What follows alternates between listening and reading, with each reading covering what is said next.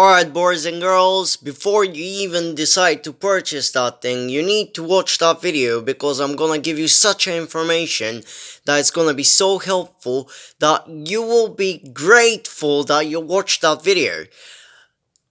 So, first of all, before we even start doing anything, I want to tell you that this brand is legit. It's legit. I use so many of their tools, I use so many of their equipment, and they are just fabulous. They're just doing great. But I found out something about this particular Jigsaw that just kind of blew my mind away, and I got myself in such a big trouble that I actually lost my job because of it. So I wanted to make you a detailed review, like telling you literally what happened to me and what I don't want to happen to you. So, first of all, I will tell you a bit more about that jigsaw. Yeah, it's a jigsaw. It's used to cut wood, boards, timber. It doesn't matter. First of all, what I liked about it is that it's 530 watts. This means it's like very good in electricity efficiency, because if you think about it, a normal vacuum cleaner it's at least 1000 watts, and this is 530, and this is actually a tool which cuts wood, which is very decent. That SDS, I'm not actually sure what is it, but about this thing here, pendulum, this thing doesn't mean that your knife is gonna start shaking. Talking about that knife here, that blade, it's not gonna start shaking if you press that button or the other button or something like that. It just allows you to adjust the angle of the knife. So if you want to push the angle forward or backwards, like this is what that does. And it have a button similar to that on the other side. I'm gonna show you on the exact tool, which allows you to kind of rotate the angle of the knife. That cut control, it's actually that thing here, and it doesn't do much, I would say, because this thing here is here just to give you the lead. But even though it does give you the lead, I would say if you didn't measure the straight lane on the wooden board or on the timber or the thing which you're gonna be cutting, even if you follow the straight angle of that thing, that straight angle needs to go on some sort of a line or something. So you need to draw a line which you're gonna follow with that. So that's why that thing here is. Another thing is that this jigsaw allows you to cut timber up to 80 millimeters. It says this is 8 centimeters in total, but just don't worry about it. Yeah? You can put, if you want a meter here of a blade like that one, and it's still gonna do the job as long as it can fit into the machine. Like, the blade doesn't really matter how long it is, it's gonna work on any blade. It's gonna work even on 1 meter blade. This is 8 centimeters, but I can bet money on that it's gonna work even on 1 meter blade, as long as you can fit it here and you can put it tight. So it says here that this particular jigsaw is not easy to use. It's not you don't need to be expert to use it, but it's universal, because even if you have a half a brain, you would be capable of using it. Another good thing about it is that it have low vibration mode. It's automatically started, so it works automatically. You don't need to adjust anything. It's very good from what I said, since like it is legit, talking about electricity, talking about everything. That jigsaw is just fabulous. But what happened to me and why did I lost my job because of that jigsaw, I'm gonna tell you right away in a sec. So that's the actual jigsaw, that's how it looks like. Here you have a button to adjust the airflow, which comes from here to backwards, I believe, because it have a option that you can suck the wooden dust and send it backwards, and you can put something here to collect the wood, which is like waste, not to allow it to go in the air, so you don't need to breathe it, or it's not gonna come into your eyes or something like that. This is something very good about it. Another thing, if you want to use it like automatically without pressing that button, you can just press that button, and while you press it, you need to hold this button on the side, and it's gonna keep working without pressing that button. The other thing on the side, which I wanted to show you, it doesn't have anything here from what you see. Yep. So the thing about the moving blade, yeah, the angle. This is how you can adjust the angle. Forward, backwards. This is how you adjust it. So from now on, I explain to you everything and how does it work and things like that. So you know that it's amazing jigsaw. But I'm gonna show you right now, really right now, why did I lost my job because of that very good jigsaw.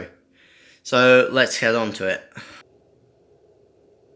So don't be worried about that. I'm in the bathroom. I won't be doing anything disgusting. I'm gonna use the bathroom because I don't have any other plug in the house which have 115 volts allowance.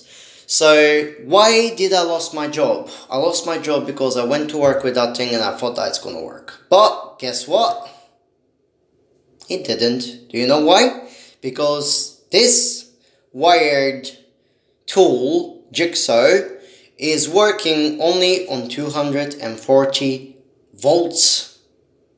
And do you know what? On each building site in the UK, talking about big building sites, you are not permitted to use any tools above 110 volts. Why? It's not because they want you to buy more expensive tools. It's not because they think you're rich. It's not because they think you don't believe in cheap Chinese things and you need to buy the most expensive one on the like in the store. They do it for your own safety, just because if you get electrocuted on 240 volts, you're gonna get killed. And if you get electrocuted on 110 volts, you have a little bit slight better chance of surviving the shock. So it's your own safety. But what happened to me? Let's get back to that. I got that jigsaw and there was no place that I can plug it in. Thanks to Bosch, I lost my job, and now I need to make that video and tell you what it took me.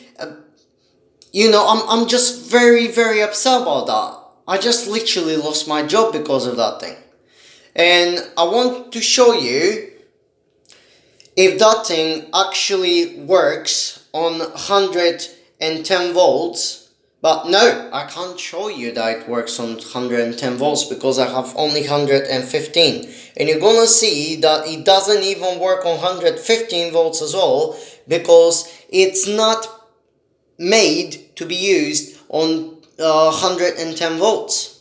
It's made to be used on 240, which is very good to be used at home or in your garage, or on someone's house where there is electricity source which is like 230, 240 volts, but you can't use it on the building site. So I'm just gonna go to the 240 volts electricity, and I'm gonna plug it in and show you how it works on 240, and then I'm gonna show you how it works on 115.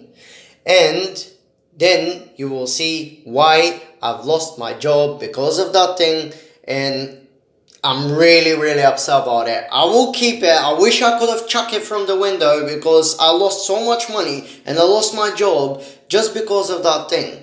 But,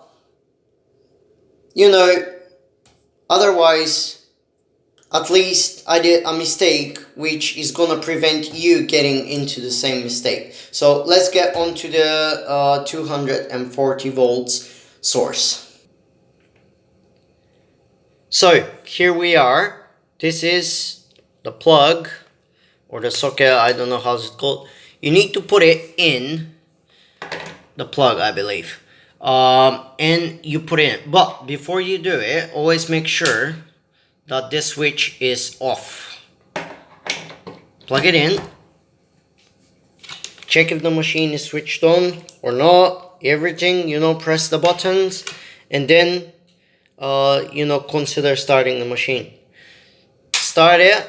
See, it's alright. And now, if we press the button, just see what's gonna happen.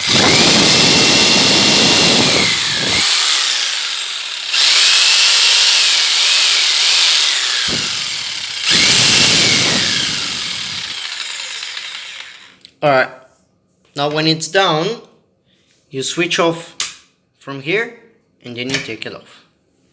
So you saw how it works on 240 volts, and I really like that. It does work amazing. But this is only for working at home or where you have 240 volts electricity. If you want to use it on 110 volts, I'm gonna show you what's happening right now. So because I don't want to lose any more money, and I don't want to get electrocuted as well, because I care about my safety, and you should care about your safety as well. I got this travel adapter, and this travel adapter will allow me to put the socket inside the adapter, and I can put it into the 115 volts just to show you if the machine is gonna start. And I'm telling you from now on, be ready, the machine will start, but you're gonna see how much slower it's gonna work than the other 240 volts which I just showed you right now. So let's just put the socket inside the adapter. So this adapter have a fuse which is 10 amps, and this thing here have a fuse which is 13 amps. So if anything happen right now and this thing explode, the white adapter is gonna cut the fuse and it's gonna stop working, and it's not gonna damage my tool. So this is my own safety, and I told you you should care about safety, extra care even. So now I'm gonna put it into 115 volts, and this is 115 volts. It's not 110, and it's still not gonna work. So see that? I'll plug it on very carefully. I assured that the machine is switched off before I do that, because I just tried it on the other side, so I'm sure that the machine didn't work and it wasn't switched on. So I'm gonna start it and just show you the speed, yeah? Hear that noise? You hear that, yeah? He didn't do that noise on the other side. Now see that? To the bottom. See that?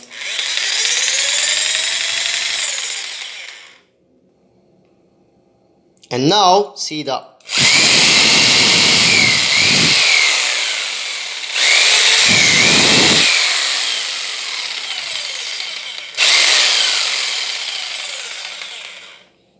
Now you see what I'm talking about. I switch it off, first from here, second from here, and I'm gonna put it in the box in a bit. But what I wanted to tell you, this tool here made me lose my job because I couldn't use it on a building site where I got a job, and I'm really disappointed from that company because I used a lot of tools from that company, but I never got to that issue to work on a big building site and not be allowed to use that thing because I had never been on a big building site, and that's my personal experience. And I wish that